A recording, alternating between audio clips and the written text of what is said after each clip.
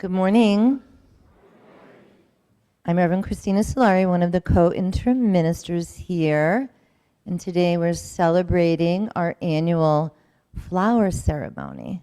Very exciting. Let us begin our worship by singing our gathering song, For the Beauty of the Earth.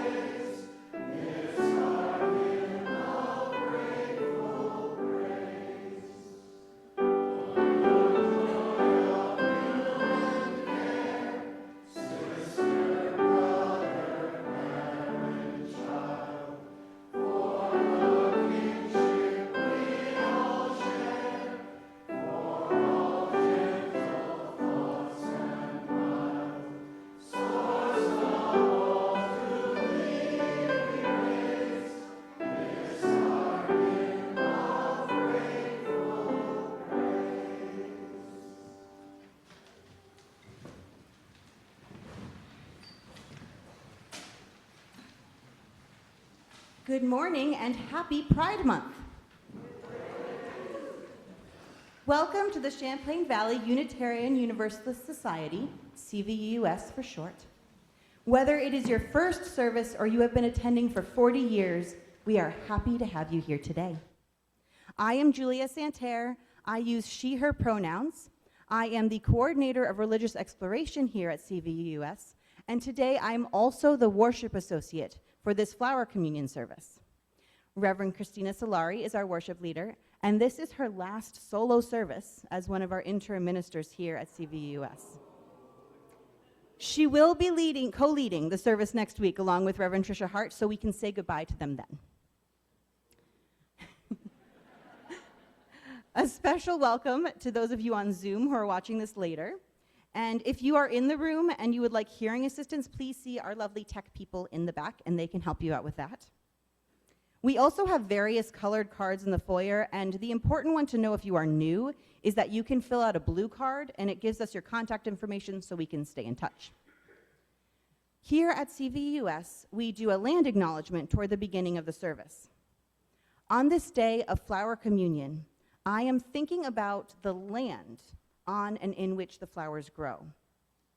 I am grateful for this land which nurtures and sustains us, and I am grateful for the Abenaki people who were the caretakers of this land for hundreds of years.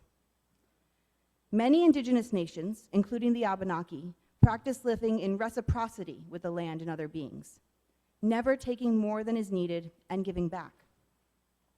In her book, Braiding Sweetgrass, which I highly recommend, Robin Wall Kimmerer, member of the Potawatomi Nation, writes, quote, "Paying attention is a form of reciprocity with the living world, receiving the gifts with open eyes and open hearts. So in this flower service, and as we go about our day, I hope we can honor the land and the wisdom of the indigenous peoples by opening our hearts and paying attention to all the gifts around us. On a continued note of thank you, we are thanking groups that really keep our congregation going and looking beautiful. And today I'm thanking the landscaping team, who does a lot of work with pruning and weeding and deciding what plants are going to go where. And I don't know if you saw the peonies blooming when we came in. So they do all that. And thank you so much for making the grounds here look so beautiful and welcoming. I will call out Sue. I don't know if she wants to be called out, but people are pointing to her. Okay, pathways to connection. There are lots of different ways to get involved, and we have quite a few to talk about today. So, importantly, our annual meeting is today. Everyone is welcome. Only members can vote. It will be immediately after fellowship hour. So I did mention that next week is Reverend Christina and Reverend Trisha's last service, and we will be having a brunch with programming afterwards. And so you are invited. First of all, there are flags for you to sign. So see, Ellen is outside, and I don't know if she's going to move downstairs, but just look out for the flags. Try to sign those.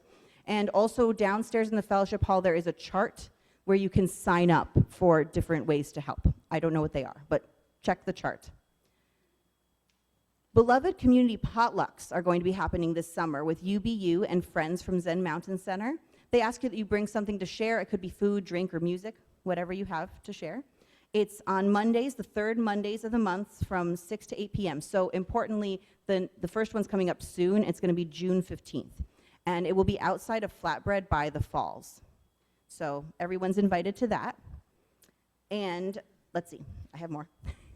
The community cupboard is in urgent need of a volunteer to help cover Thursdays just for the summer. So the volunteer could either open up and stock at 9 a.m. on Thursday mornings or close up and lock the cupboard on Thursday evenings, anytime between 5 and 7. Please see Karen Cooper, who is right there in the middle, if you have any availability to help out. And also, the CVUUS Meals on Wheels team could use an additional driver. If you want more information, you can see Mary Conlin, who I saw is over there today. Okay, lots of things happening. I am the RE coordinator, so I'm also going to put in a plug for summer in RE. If you have any availabilities on Sundays and you would just like to take a Sunday to hang out with the kids, come see me. Super easy, no pressure. Okay, now we're going to settle in for worship. Our chalice lighting words today are Within the Heart of the Flower by Reverend Amy Zucker Morgenstern. And I'm going to have Katie come up and light the chalice as we read the words, which should be in your order of service and on the screen.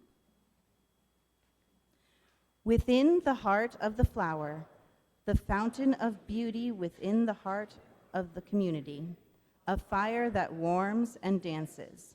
Within the heart of each of us, a spark of the spirit of life. Holy, holy, holy. We'll get it. It's just a very low width.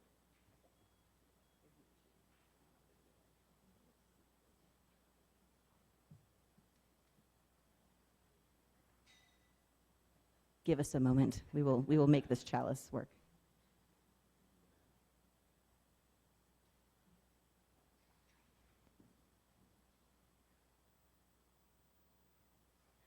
Yay! There, we did it.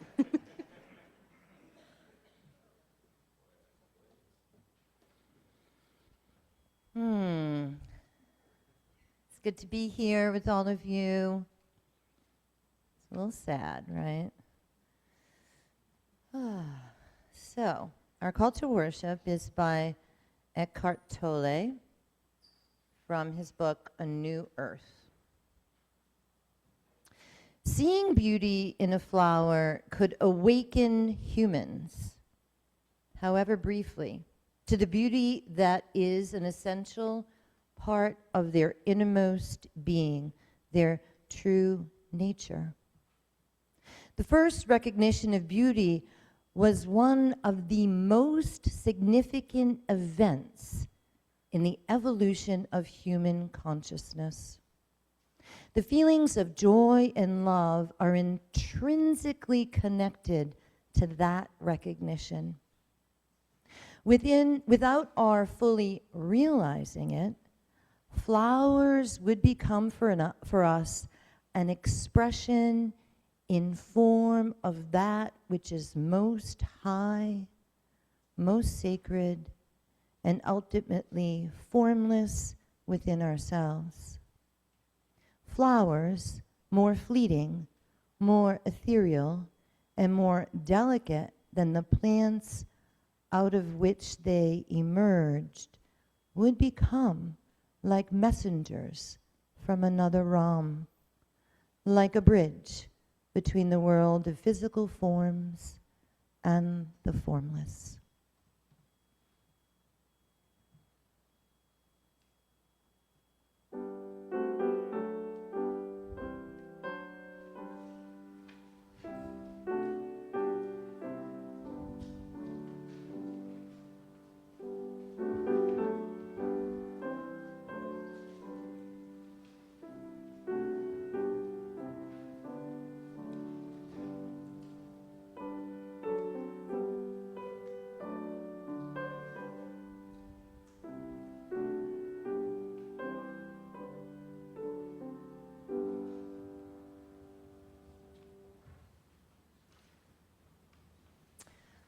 One purpose of our faith is to encourage all who gather to grow more generous in spirit and in action. This is the great end of all the world's faith traditions, to bring the human being closer to the divine by acts of creation and compassion. So we take an offering every week that allows us to exercise that all-important generosity of spirit, an offering that will support the many ministries here at CVUUS, as well as our two Share the Plate partners, the Vermont Abenaki Artists Association, in support of their annual Heritage Festival next weekend, June 13th and 14th at Lake Champlain Maritime Museum, and the Rutland area branch of the NAACP in celebration of Juneteenth. I invite you to give generously as you are willing and able. But before that, I just want to share that we have a special treat today. Claire Long will be playing during our offertory a song called In the Garden.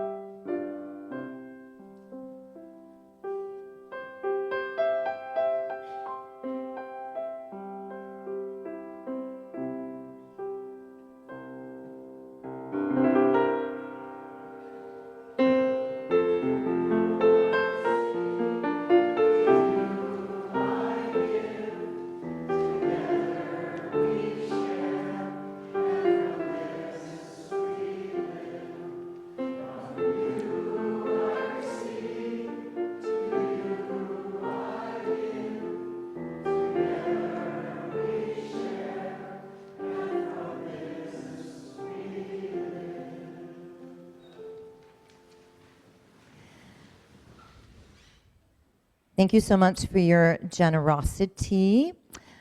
Before we begin milestones and passages, I invite Mitch Kramer up for a special sharing.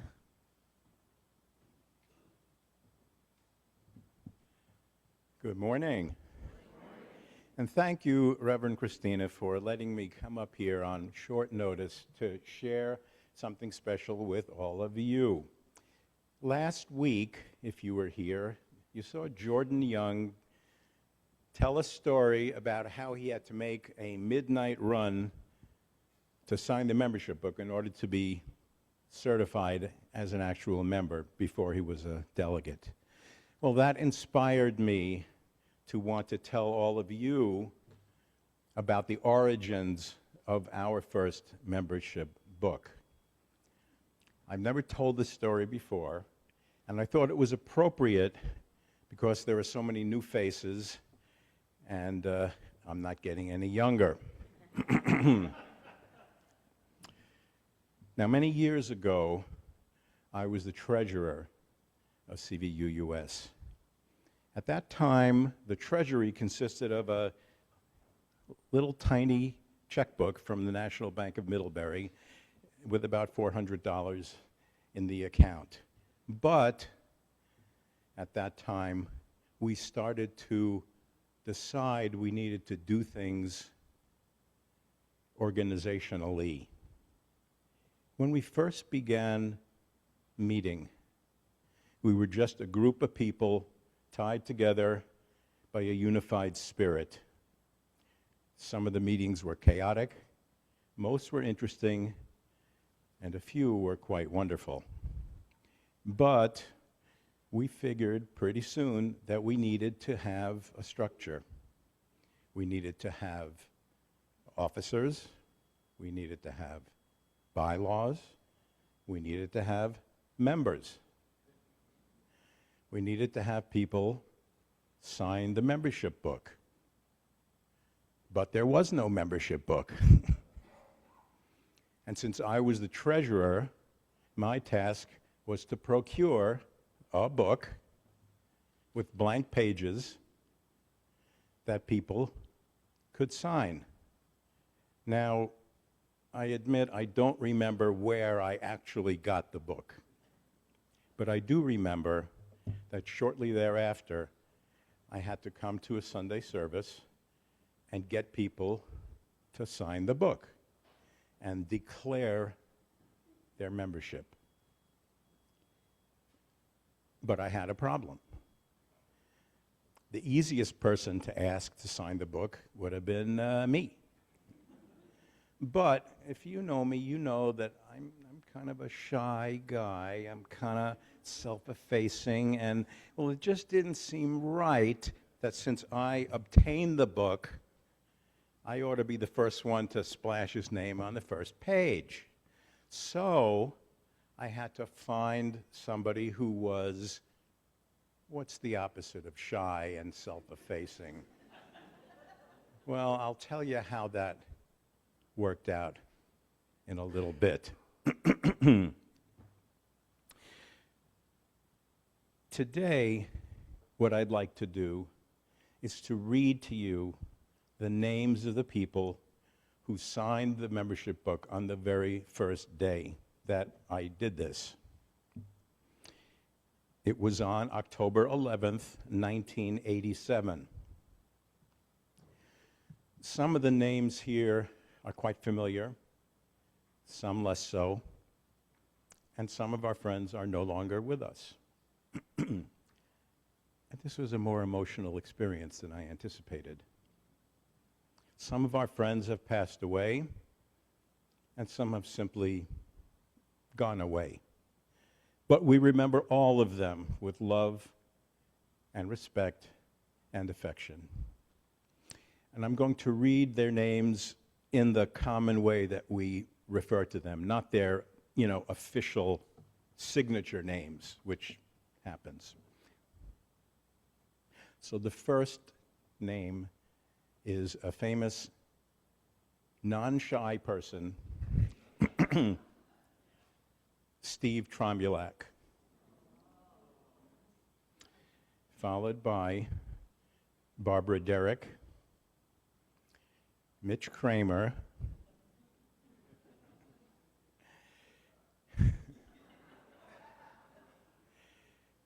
Ashley Cadwell, Ray Doyle, Ann Ross, Jessica Jensen, Emily Huntley, Catherine Schloff, Alan Coulter, Louise Cadwell, Lee Griner Burns, also known as the Reverend Lee DeVoe. I miss Lee. Frank Coco, Jackie McNamara, Leonard Gus Swift, Susan Humphrey, Nelda Holder, Nancy O'Connor, Kate Castor,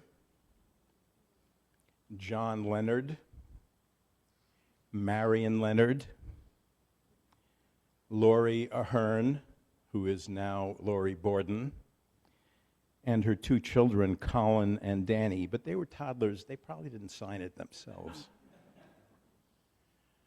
Artley Wolfson, Rich Wolfson, Paul Stone, Francis Stone, and Bonnie Coulter. And look where we've come.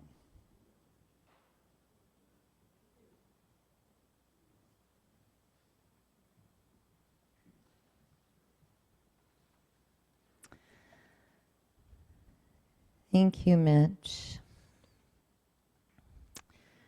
So this is a time in our service for milestones and passages.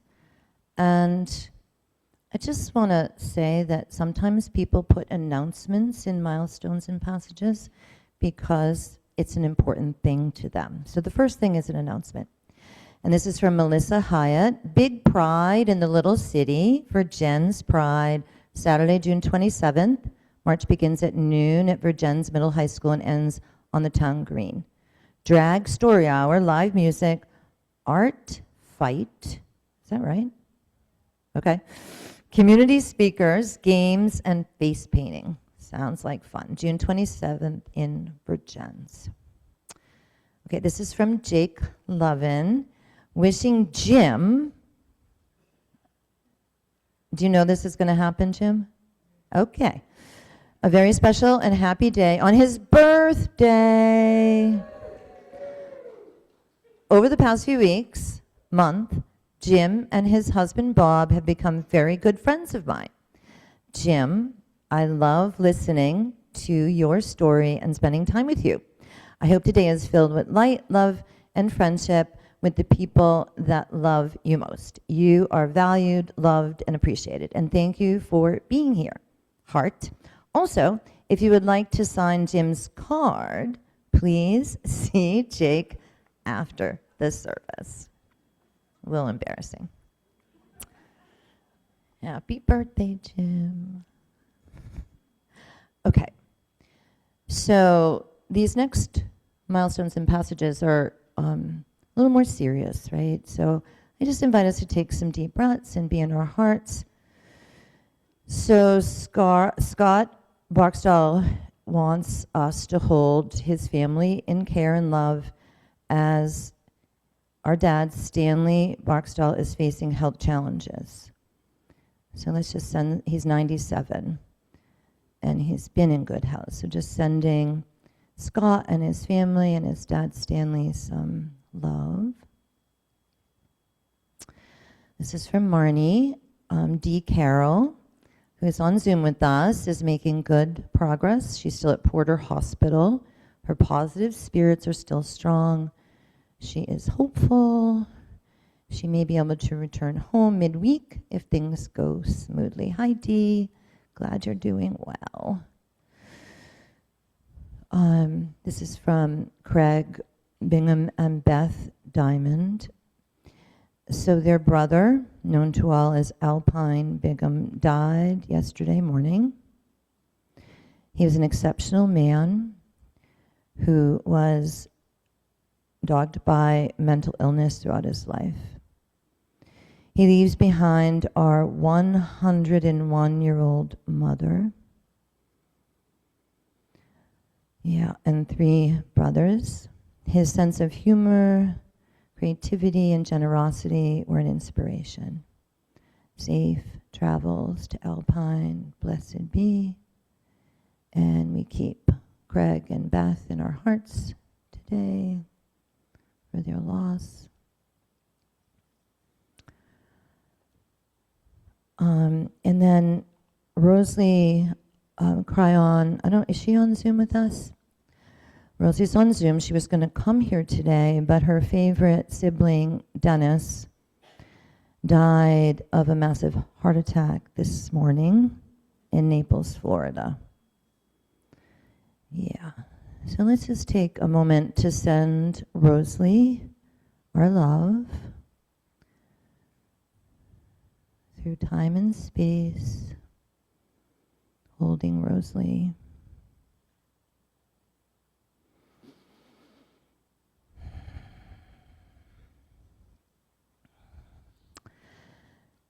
And the last is from Ann Christie, which is a positive thing. I bumped into Betsy the other day outside Hannaford's waiting for a ride, and she asked Anne to share with us the message, God is love. God loves all of us. And Anne noticed that she was pleased. She'd learned that the motel voucher was being extended, so she had a place to sleep. And they were happy to connect because she hasn't been here in service. Let's just close our eyes and take a breath. Maybe put your hand on your heart if that's comfortable for you. And spend a minute or so in silence together, marked by the ringing of the bell.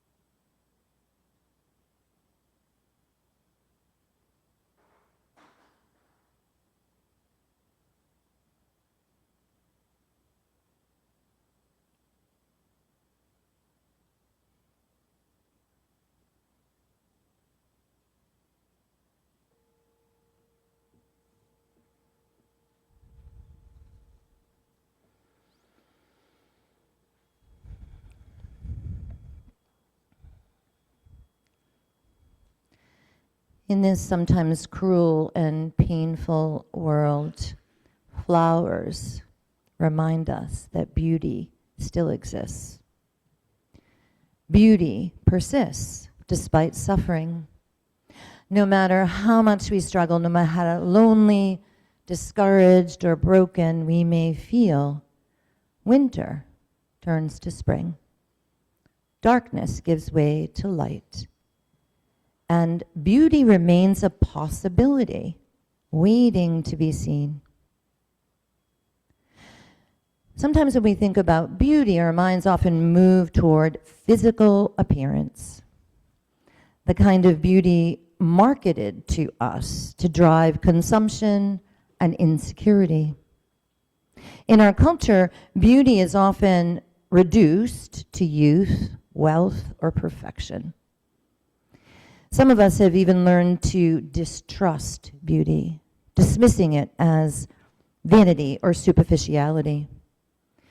But beauty is so much bigger than that. Theologian Matthew Fox writes, "Do not confuse beauty with beautiful. Beautiful is a human judgment. Beauty is all. The difference is everything." We experience beauty in so many forms.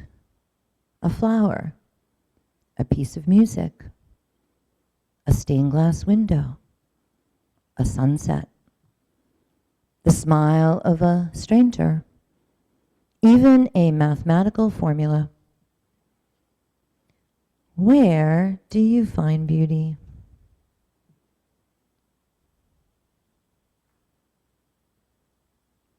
There's beauty here in this sanctuary. Some of us come here because we hunger for it. The morning light, the sound of Jen playing the piano, the flowers on the altar, the voices of our children, the wisdom in the faces of our elders, poetry, prayer. All of these nourish the spirit. Beauty is not merely something we think about, it's something we feel. It reaches us emotionally, physically, spiritually. We feel beauty in our heart, in our gut, in our soul. I once watched a video in which a man held up a simple child's drawing, a flower and a butterfly sketched in pencil. The audience thought it was sweet, but ordinary. Then he told them it was the final drawing of a 5-year-old girl who had died of cancer. Suddenly, the drawing became deeply beautiful. What changed was not the image itself, but one's relationship to it. Beauty is often found not only in appearance, but in meaning, in connection, in presence. The physicist Murray Gell-Mann believed beauty could be a sign of truth.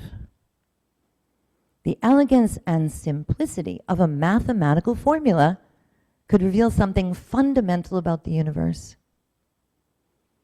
Beauty emerges through harmony, balance, and right relationship. And nowhere is this more visible than in nature. Watching bees, butterflies, hummingbirds, and blossoms interact reminds us that beauty is not ornamental. It is essential to life itself. Beauty draws everything together. It makes creation continue. The beauty of nature reminds us that we are not separate from the earth. We belong to the earth. We breathe with it. We depend on it. So beauty becomes a bridge between the physical and the spiritual, between the human and the holy.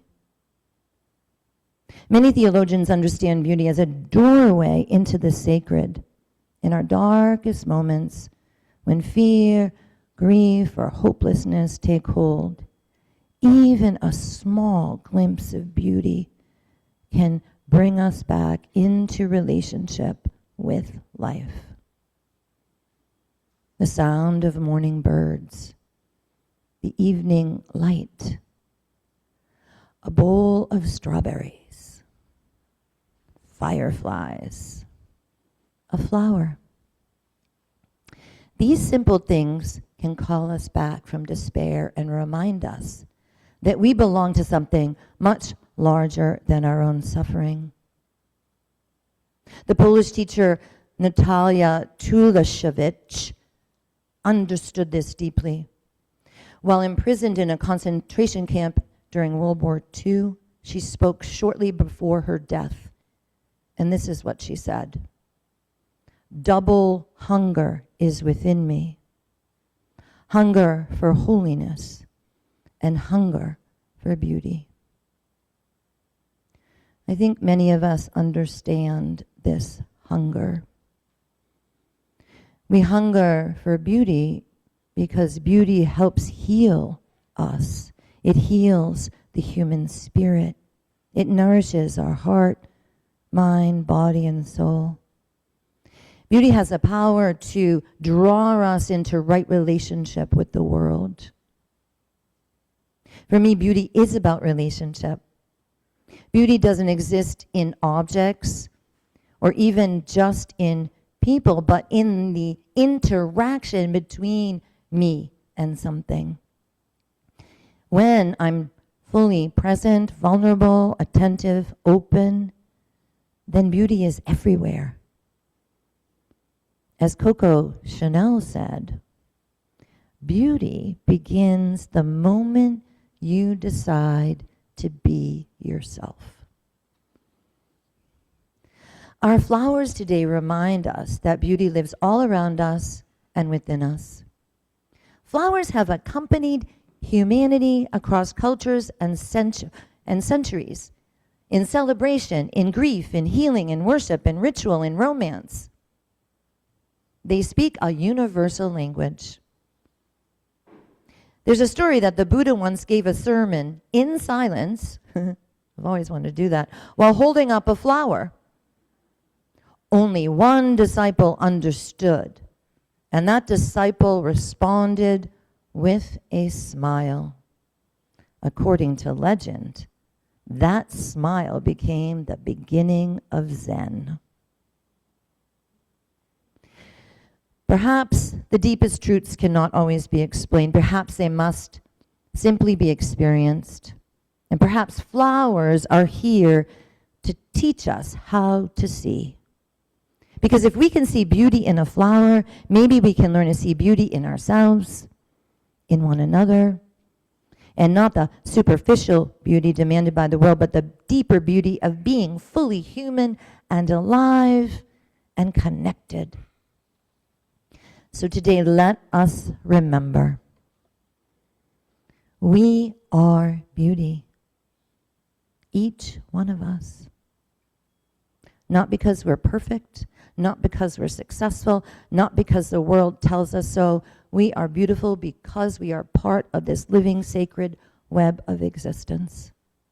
We belong to one another. We belong to this earth.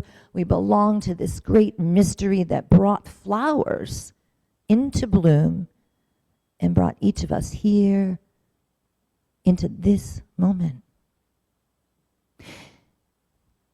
So we're grateful. We have grateful hearts, right? As we join our voices with generations before us, as Mitch has shared, and generations to come. Source of all, to thee we raise this hymn of grateful praise. Beauty is a gift that sustains us. It reminds us that life is larger than fear, larger than loss, even larger than death. So when the world feels heavy, when sorrow narrows your vision, may beauty find you again.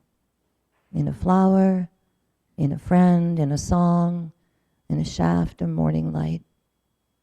And may beauty sing your soul awake. May it awaken gratitude where there's complaint, wonder where there is cynicism, courage when there is fear, and love when there is loneliness. And may we become people who notice beauty, create beauty, protect beauty, and share beauty. Because the world does not need more perfection. It needs more presence, more compassion, and more love. So I hope we can move forward in our lives to see the beauty that surrounds us, the beauty that lives inside of us, and the beauty we are called to bring into this world. Amen, and blessed be.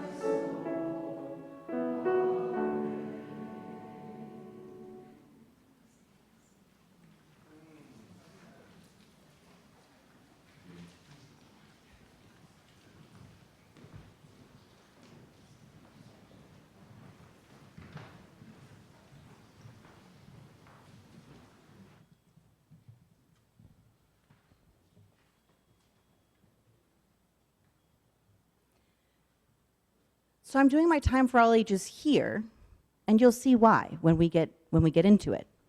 But this is a story called The Story of the Giant Bouquet that was actually co-written by Reverend Christina, AI, and myself.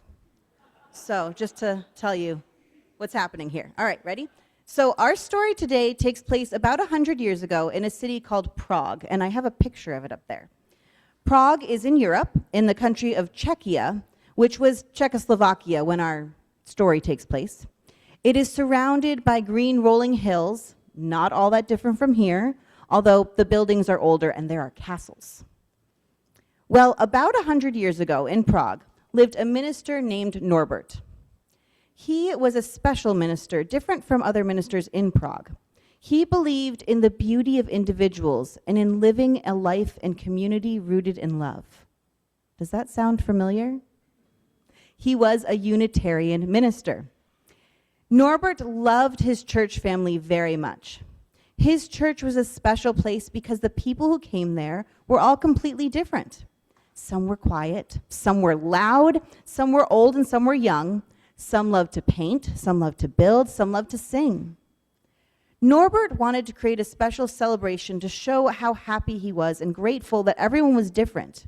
He knew that if everyone were exactly the same, the world would be a pretty boring place. He wanted to create a ritual that would honor those differences as well as the beauty of everyone gathering together. So, one sunny morning in June, Norbert asked everyone in his church to do a homework assignment. He said, "On Sunday, I want every single person to bring just one flower. It can be a rose from your garden, a dandelion from the sidewalk, or a wild daisy from the field. Anything you can find." That Sunday, the church doors opened and the magic began. A little boy walked in with a bright yellow dandelion. A grandmother walked in with a deep red rose. Someone else brought a tall, fuzzy purple clover. Someone else brought a dramatic iris. One by one, they placed their flowers into big vases in the front of the room. At first, the flowers looked lonely sitting by themselves. But as the vases filled up, something amazing happened. The bright yellow sat next to the deep red. The tall purple stood next to a short white daisy. Together, all those different shapes, colors, and smells created the most magnificent bouquet anyone had ever seen. Norbert smiled and said to his church, "Look at our vases. If we only had roses, it would be beautiful, but we would miss the happy yellow of the dandelion. If we only had daisies, we would miss the smell of the rose. Our church is like this bouquet.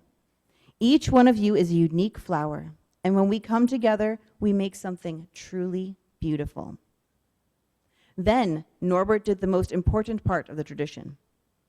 He told everyone to walk up to the vases, but they were not allowed to take their own flower back. Remember this. Instead, they had to choose a different flower to take home, a gift from a friend in the church. Today, we still do what Norbert and his church did 100 years ago. We bring our own unique selves, we mix them together to make a beautiful community, and we take home a reminder that we are all connected. So we are going to do this ritual now. Many of you brought flowers this morning, and if you didn't, don't worry, there are plenty to share. We are going to honor the beautiful diversity of our community by each taking a flower, preferably one you did not bring in. It does not matter if you are a congregational leader or if you are here for the first time today, you are part of this fabulous bouquet of people. So first, I invite the flower children of all ages who will be sharing the flowers to come forward and take a vase. Most of you are going to stand right up front here. As Jen plays, please come forward to choose a flower. I invite you to come through the center aisle and go back out through the sides so we can avoid traffic jams. And for anyone who finds it easier to stay seated, please raise your hand and Katie is going to have a vase and will come to you with a flower.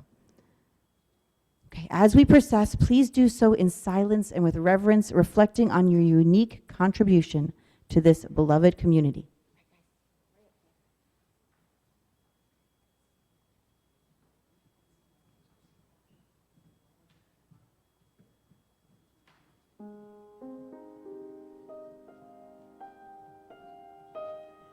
you are invited to come take a flower.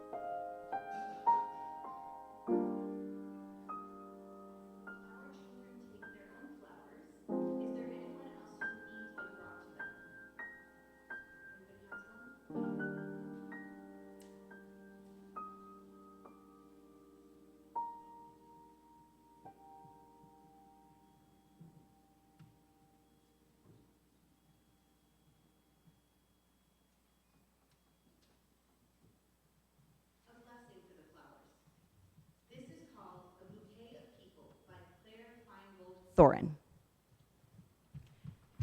Let us give thanks for a bouquet of people. We give thanks for children.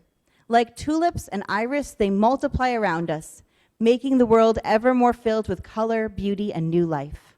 May we bless them as they replant themselves ever further from us, knowing that they need their own space to grow into. We give thanks for generous friends, as constant in bloom as echinacea, and whose gifts lift up our spirits.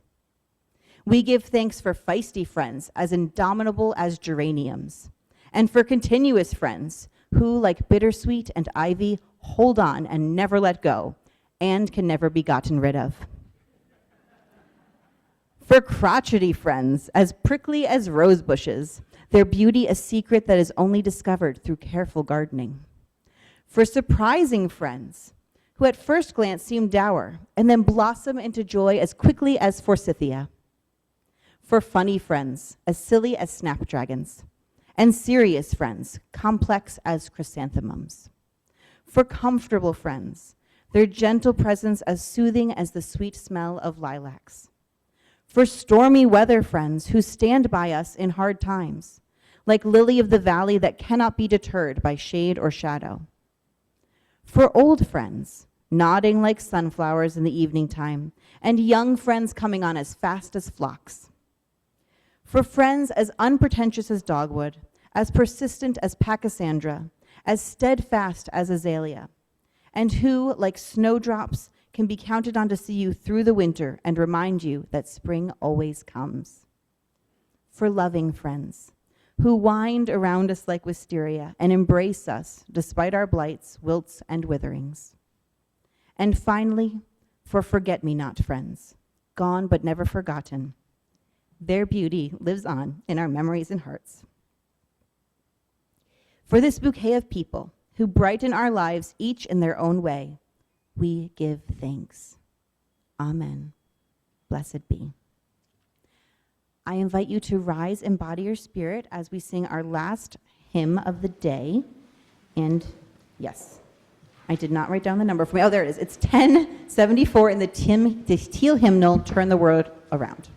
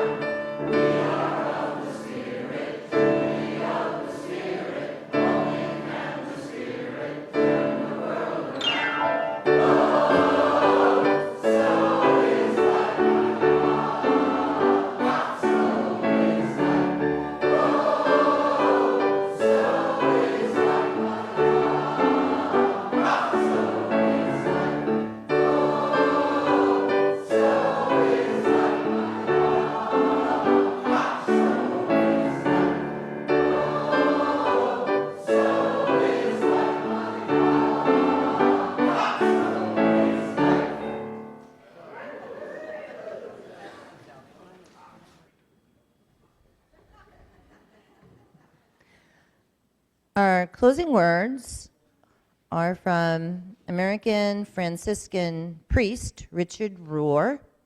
Love him. I know.